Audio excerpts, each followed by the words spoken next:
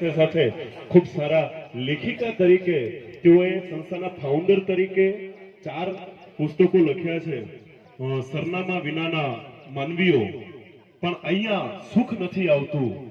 એને કાર્યકર્તા તરીકે પાપા પગલી કરતો હતો ત્યારે કેટલાક વિસ્તારોમાં ફરવા જવાનું થતું હતું અને ત્યારે વિચરતા સમુદાય સમર્થન મંચની સંસ્થાને નજીકથી એમની કામગીરી જોવાનો જ્યારે અવસર મળે એ સમયે મિત્તલબેન જોડે મળવાનું થયું હતું. ત્યારથી લઈને અત્યાર સુધીના સફરની અંદર મને કોઈ બાબતની અંદર સંવેદનશીલ બનાવ્યો હોય તો એમાં આ સંસ્થાનો બહુ મોટો હાથ છે.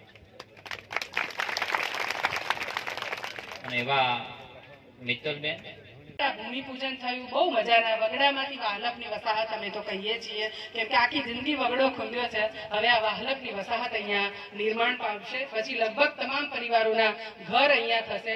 1 વર્ષો પહેલા કેટલાક પરિવારો ઉઠીને સ્કૂલે જતી હોય તો આપણી દીકરી પણ સ્કૂલે જવી જોઈએ.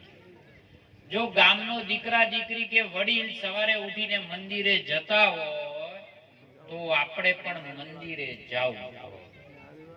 જો કાલે ઉઠીને સમાજના કોઈ પ્રસંગો હોય એમાં જેમ ગામ ઊભું રહે એમ આપણે પણ એની સાથે ઊભું રહેવું પડે. આ બરાબર કહું?